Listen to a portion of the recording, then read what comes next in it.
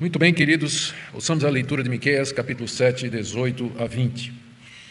Quem é semelhante a ti, ó Deus, que perdoas a iniquidade e te esqueces da transgressão do remanescente da tua herança? O Senhor não retém a sua ira para sempre, porque tem prazer na misericórdia.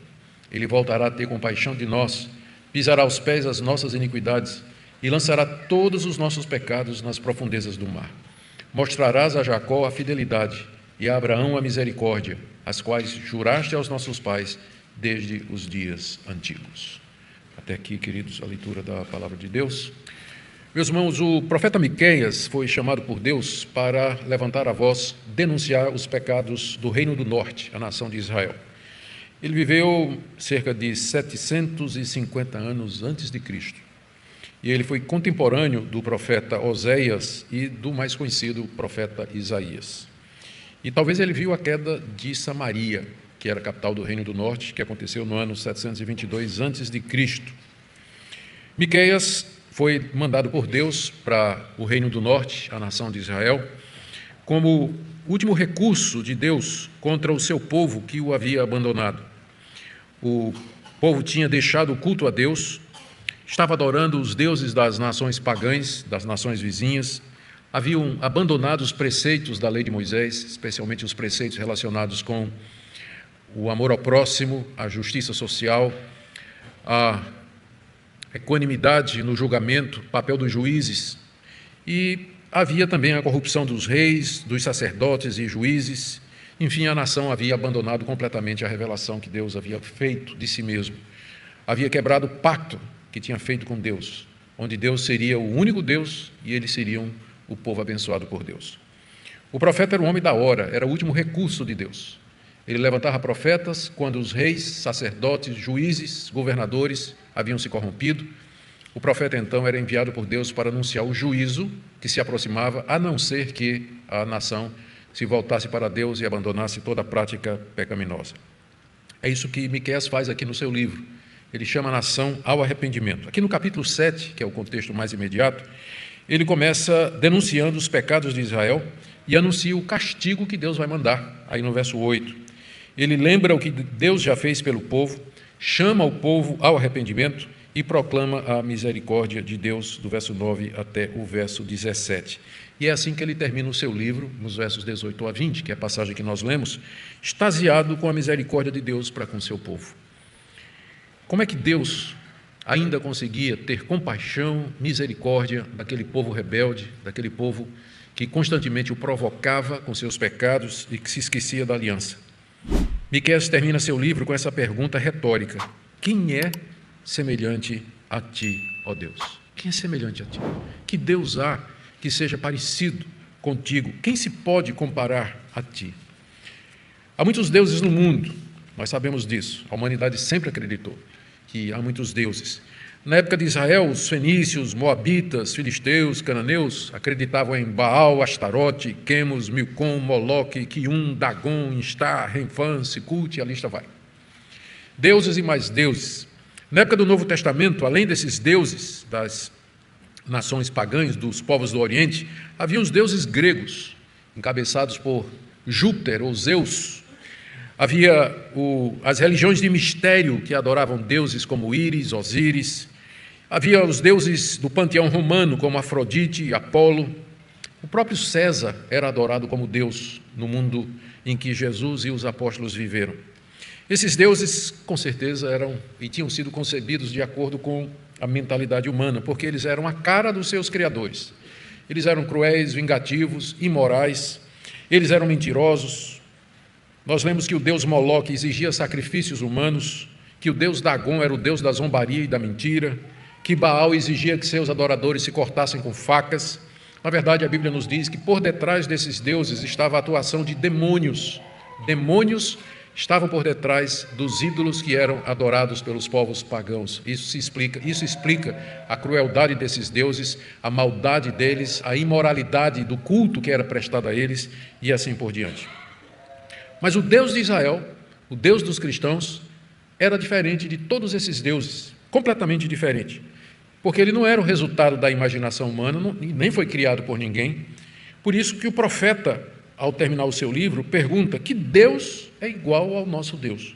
E a pergunta dele aqui se deve especialmente ao meditar na misericórdia de Deus para com o seu povo. Em que Deus é diferente, então? E o profeta aqui, a partir do verso 18, ele enumera pelo menos 4 coisas. O que eu quero ver com vocês nessa noite é em que Deus é diferente dos outros deuses daquela época. Depois nós veremos o que isso representa para nós, que o nosso Deus é o que ele é.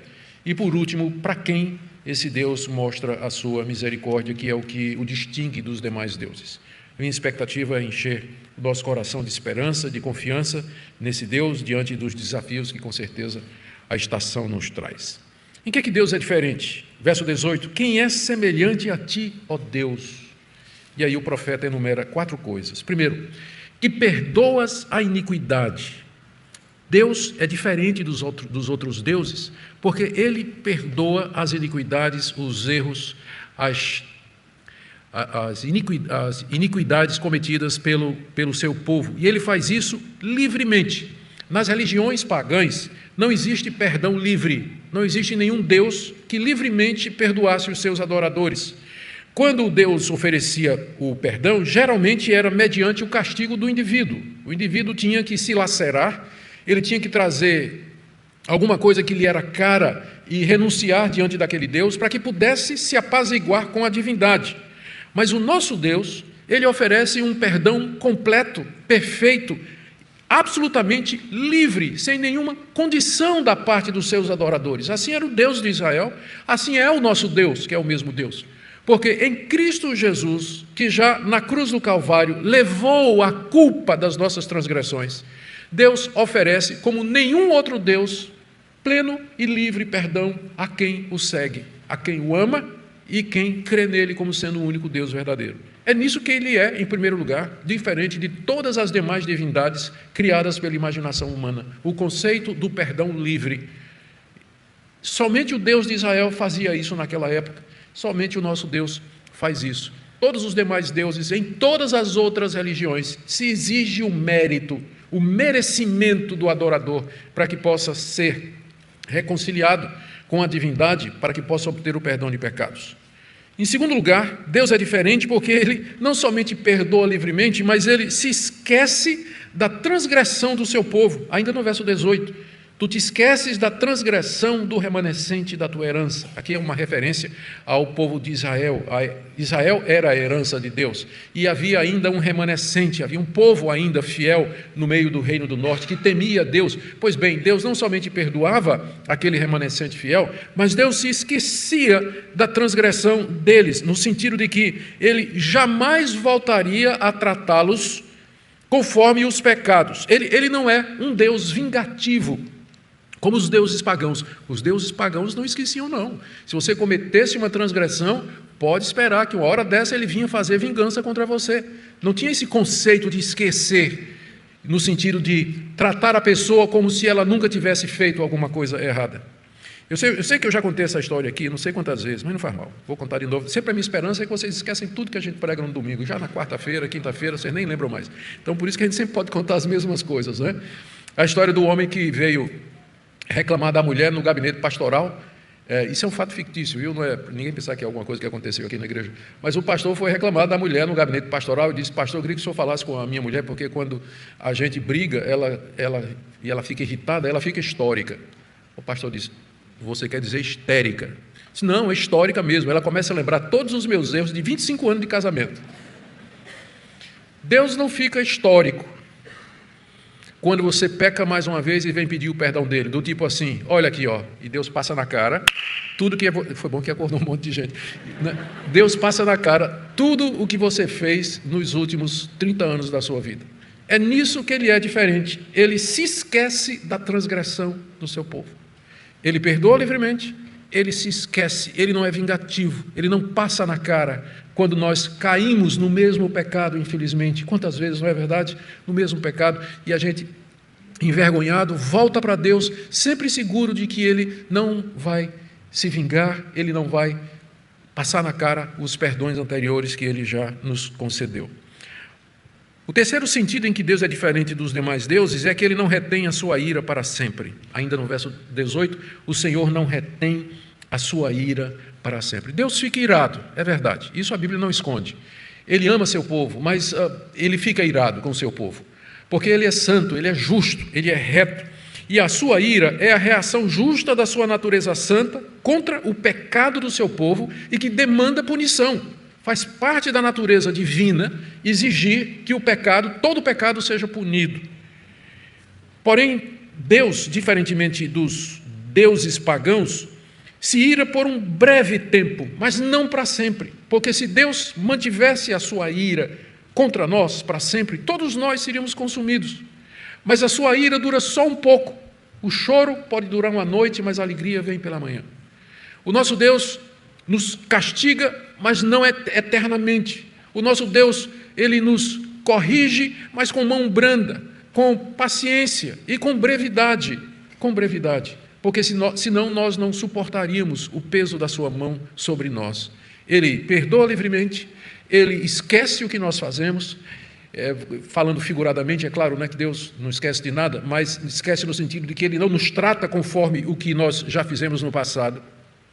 E esse Deus não fica com raiva de nós o tempo todo. Ele não fica com raiva de nós o tempo todo. A sua ira dura somente por um tempo. E a última coisa que o profeta diz, que Deus é diferente dos demais, é que ele tem prazer na misericórdia, final do verso 18, porque ele tem prazer na misericórdia. A palavra misericórdia aqui é a mesma palavra hebraica que é usada em alguns contextos do Antigo Testamento para falar do amor que a mãe tem pelo seu filho. É misericórdia, compaixão. É aquilo que a mãe sente pelo filho que está sofrendo, o filho que está com uma doença, o filho que está passando por uma necessidade. É esse sentimento que Deus tem por seu povo. Na verdade, ele não somente tem esse sentimento, mas ele tem prazer em exercer esse sentimento em termos práticos. Ou seja, Deus se deleita em abençoar, dar, perdoar, fazer o bem, proteger, suprir, prover. Ele tem prazer em fazer isso, faz parte da natureza de Deus. E nesse ponto ele é diferente dos deuses pagãos. Os pagãos vivem com medo dos seus deuses, com medo de ofender os seus deuses, os seus demônios, os espíritos da natureza, os espíritos dos ancestrais, as figuras das trevas, das mitologias que eles inventaram. Vivem com medo, com pavor, com pânico do que vai acontecer depois da morte. Mas nós temos confiança de que nosso Deus, ele é diferente, porque ele perdoa, ele esquece, ele não fica com raiva a vida toda, e ele finalmente tem muito mais prazer em nos perdoar do que em nos punir e nos castigar. Nesse ponto aqui, que Deus tem prazer na misericórdia, ele é diferente não somente dos deuses, mas ele é diferente de todos os demais seres do universo. Ele é diferente do homem, porque nós temos muito mais prazer em falar mal dos outros, fazer mal aos outros, causar dano aos outros, do que fazer o bem, ajudar e socorrer. Deus é diferente dos homens, porque a humanidade é muito mais inclinada a fazer o mal do que a fazer o bem. Ele é diferente dos anjos bons, porque ele tem prazer na misericórdia. Quando um anjo faz alguma coisa em prol da humanidade, ele faz por ordem e mandato de Deus, mas Deus não tem ninguém que o mande, ele faz espontaneamente o bem e exerce a misericórdia livremente. E é claro, ele também é diferente dos anjos maus. Deus tem prazer na misericórdia, tem prazer em perdoar, prazer em acolher, prazer em esquecer. Eu queria que você lembrasse disso essa noite, especialmente você que está com a consciência carregada, que está com o seu coração cheio de culpa. Você que talvez esteja com medo de se chegar diante de Deus por conta das transgressões repetidas e da mesma forma que você tem feito. Esse é o nosso Deus. É isso que faz Deus ser aquilo que Ele é. Conheci a história, uma vez li a história de uma mulher que brigou com sua mãe. A mãe era uma mulher vingativa. A moça brigou com a mãe, fugiu de casa, foi para longe de casa. E depois de alguns anos, ela se arrependeu de tudo o que tinha feito e começou a escrever para sua mãe. Escreveu carta após carta. Toda semana escrevia uma carta, pedindo perdão à mãe, dizendo que estava arrependida de tudo que tinha feito, que queria que a mãe a recebesse de volta. Os anos se passaram, ela nunca recebeu uma única carta de volta da sua mãe. Finalmente, quando a mãe morreu e ela foi para o sepultamento, alguém lhe entregou uma caixa. E ela abriu e lá estavam todas as suas cartas, nenhuma delas aberta. A raiva daquela mulher era tanta que nem abrir a carta da filha, ela abriu.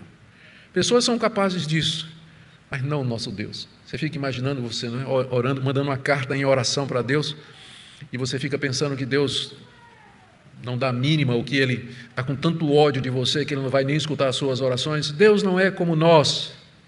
Não há ninguém semelhante a Ele. Nós nem começamos a imaginar a misericórdia e a compaixão de Deus, que perdoa, que esquece, que não fica com raiva e que tem prazer em perdoar mais do que qualquer outra coisa. Que Deus maravilhoso, que Deus maravilhoso. Quais são as consequências de Deus ser o que é para nós? Duas certezas. Se Deus é assim, nós podemos ter certeza de duas coisas, ambas no verso 19. São, três coisas. Primeiro, Ele voltará a ter compaixão de nós, diz o profeta Miqueias. No passado, Deus tirou a nação de Israel lá do Egito, num gesto de compaixão e de misericórdia e fidelidade à sua aliança. Trouxe o povo para a terra prometida, o povo se virou contra Deus, e Deus agora estava prestes a levar o povo em cativeiro outra vez, mas porque Deus é o que Ele é, o profeta pode dizer, Ele voltará a ter compaixão de nós, ainda que nós cometamos o mesmo erro, nós entremos pelo mesmo caminho errado, mas Ele, porque Ele é o que é, Ele tornará a ter compaixão de nós. Às vezes a gente só dá uma chance para a pessoa, não é? Olha, você só erra comigo uma vez. A gente já disse, tem gente que diz assim, olha, você só erra uma vez comigo, porque da segunda em diante eu vou bloquear você no meu zap. Nem falo mais com você, você só vai errar uma vez. Deus tornará a ter misericórdia de nós. Isso nós podemos confiar. Essa é a consequência dele ser o que ele é. Nós sempre podemos esperar na sua misericórdia. É claro, isso aqui não é nenhum estímulo para que a gente viva uma vida de pecado. Porque quem conhece esse Deus, quem ama esse Deus, a última coisa que a gente quer é ofendê-lo. Mas por conta da nossa natureza pecaminosa, incorremos em muitos pecados e transgressões graves contra Deus. Mas Ele tornará a ter compaixão de nós, como já teve tantas vezes no passado. Ele vai nos levantar, Ele vai nos restaurar, Ele vai nos trazer para si, vai nos assegurar do seu amor e vai nos mandar encorajados de volta a caminhar nessa vida para a sua glória. A segunda certeza que nós podemos ter é que Ele pisará aos pés as nossas iniquidades. Pisar aqui dá a ideia de conquistar e vencer. Pisar no inimigo. Você venceu e conquistou o inimigo. E a iniquidade é o inimigo. É a mesma palavra que aparece aqui no verso 18, né? Tu perdoas a iniquidade, verso 18, e no verso 19, pisará aos pés as nossas iniquidades. Deus pisa as nossas iniquidades debaixo dos seus pés, porque Ele perdoa as iniquidades que nós cometemos. Ele não somente perdoa a culpa, mas Ele nos livra do poder da iniquidade. O pecado tem esse poder de não somente nos tornar culpados, mas de nos fazer sofrer consequências terríveis, miseráveis, que nós merecemos. Deus nos perdoa. Ele nos perdoa e Ele vence, conquista, pisa aos seus pés as nossas iniquidades. E é isso que nos enche de confiança e de alegria. E a terceira consequência de Deus ser o que Ele é que, final do verso 19, lançará todos os nossos pecados nas profundezas do mar. É uma figura muito bonita, não é? Deus pega os nossos pecados, depois de vencer os nossos pecados, perdoar os nossos pecados, Deus os toma, faz um montinho, não é? Amarra um peso e joga lá na profundeza do mar. E a gente acrescenta ainda e coloca uma plaquinha dizendo, é proibido pescar. É proibido pescar. Porque às vezes a gente pesca, não é? Deus já perdoou, você já está perdoado, mas a gente não se perdoa. E a gente fica lá pescando de volta aquilo que Deus já jogou na profundeza do mar. Aquilo que Deus já esqueceu, a gente fica trazendo, né? A falta de perdoar-se. Quando Deus já nos perdoou, Ele lançará os nossos pecados nas profundezas do mar. É proibido Satanás pescar, não deixa Satanás pescar ali. É proibido não somente você pescar, mas o diabo também, porque ele é o acusador dos irmãos. E mesmo que a gente já foi perdoado, que o nosso pecado foi esquecido, Satanás ainda vem com acusações, com opressão, com pensamentos de que Deus vai nos destruir, que Deus está contra nós, de que Deus vai nos rejeitar completamente. Essas são as consequências para o povo de Deus. 3 certezas. Se Ele é o que é, se Ele perdoa, se Ele esquece, se Ele não fica com raiva, se Ele tem prazer na misericórdia, você pode ter certeza de 3 coisas. Ele vai voltar a ter misericórdia de você, Ele vai conquistar, vencer as suas iniquidades e vai lançar todas elas nas profundezas do mar. Agora, parece tão maravilhoso isso, mas a questão é com quem Deus faz isso? Porque a verdade bíblica é que Ele não age assim com todo mundo. Não. Ele não age assim com todo mundo, por isso, essa é a pergunta talvez mais importante depois de descobrirmos o caráter de Deus, com quem, ou com que pessoas Deus se relaciona dessa forma. Ele não age assim com todas as pessoas do mundo, mas somente com o seu povo, é o que diz o verso 20. Mostrarás, não ao mundo, mostrarás a Jacó a fidelidade e a Abraão a misericórdia, as quais juraste aos nossos pais desde os dias antigos. Deus faz isso somente com o seu povo. Ele perdoa a transgressão da sua herança, que é o seu povo amado, eleito, o seu povo escolhido. Ele é fiel a Jacó e ele é benigno a Abraão, que são os patriarcas com quem Deus fez um pacto do qual nós somos os herdeiros espirituais. Quem é esse povo de Deus, então? Antes de Cristo era a nação de Israel, a quem Miqueias foi enviado para profetizar. Depois que o descendente de Abraão e Jacó veio, que é Jesus, todos os que se arrependeram e creram em Jesus Cristo como Filho de Deus e que professam a Ele como Senhor e Salvador e vivem para a sua glória, ou seja, a igreja de Deus, esse é o povo de Deus e é somente a estes que Deus manifesta-se dessa forma que nós acabamos de falar aqui. Com esse povo, Deus tem uma aliança. Ele promete ser o nosso Deus e nos perdoar. Ele promete esquecer nossas transgressões, ter misericórdia repetidamente das nossas fraquezas. E nós prometemos tê-lo como nosso Deus e Jesus Cristo como nosso Salvador, crendo que o sangue de Cristo é a base disso tudo. Quando eu falo do sangue de Jesus, eu me refiro à sua morte na cruz. O fato dele ter morrido pelos nossos pecados na cruz do Calvário é que faz com que Deus seja isso que Ele é.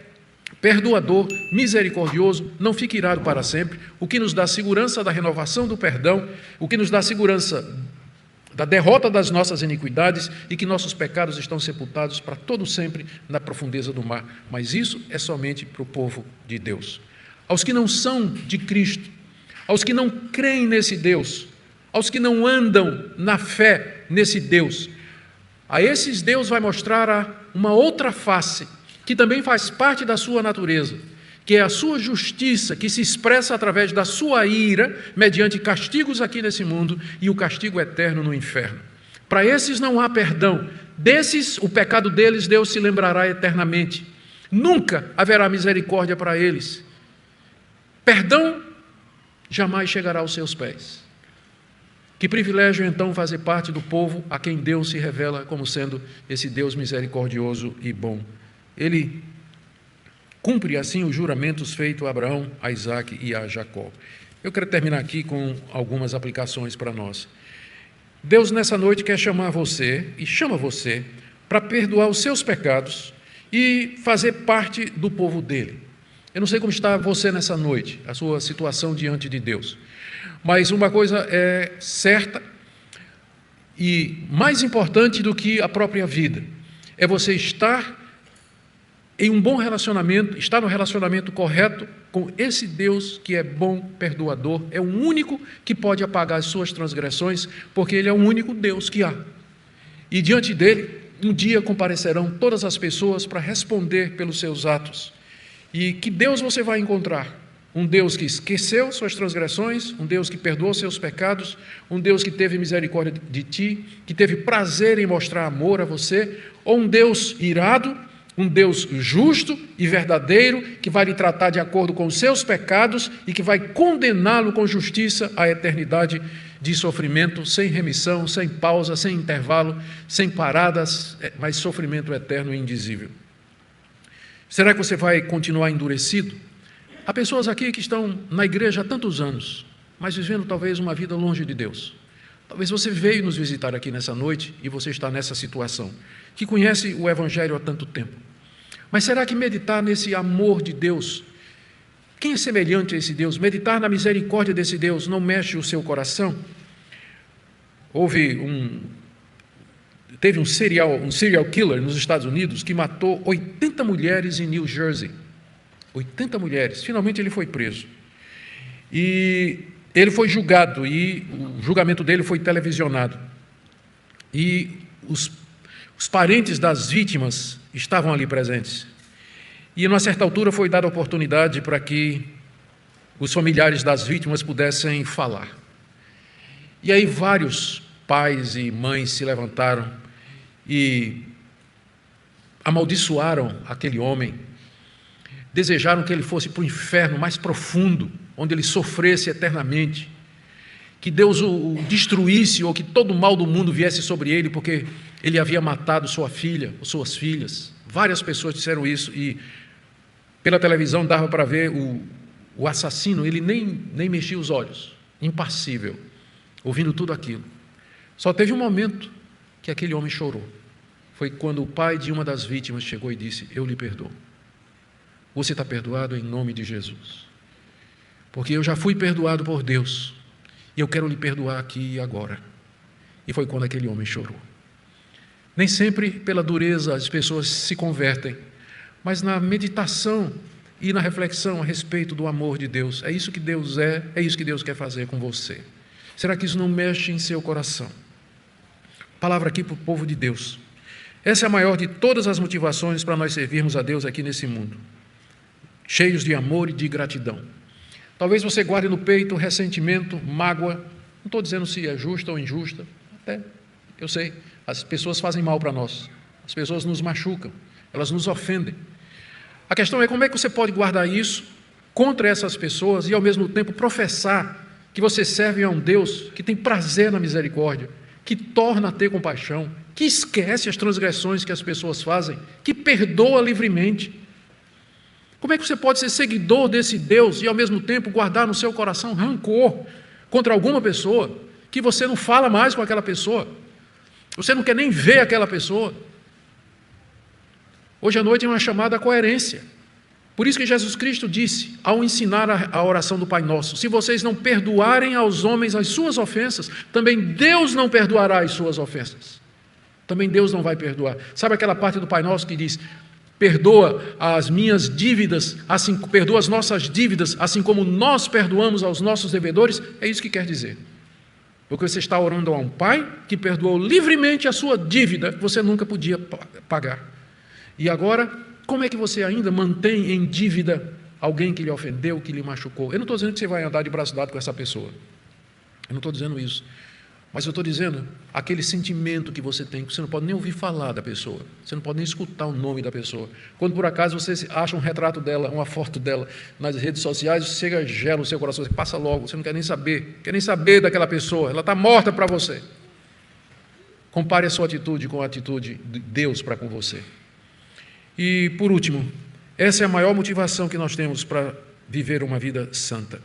Porque o nosso Deus, Ele é tão maravilhoso, perdoador, misericordioso e compassivo, que a última coisa que eu quero na minha vida é ofender esse Deus. Não é que eu tenho medo dEle, e eu não tenho, Ele já me curou disso, mas é que eu o amo, e eu não quero ofendê-lo depois de tudo que Ele fez e faz por mim. Quem é igual ao nosso Deus? Que Ele nos abençoe nessa noite, nos encha de alegria, de gozo, para que possamos servi-lo de coração. Fiquemos em pé e vamos orar. Ó Deus querido, bendito seja o Teu santo nome, pela Tua misericórdia, pela Tua compaixão.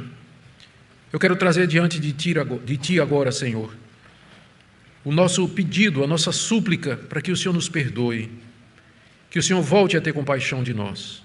E se alguém aqui nessa noite carregando o fardo dos seus pecados não confessados, a mágoa, o ressentimento, o ódio que envenena o coração e a consciência, que o Senhor queira curar nessa noite, que o Senhor possa trazer pessoas ao arrependimento, à mudança de vida.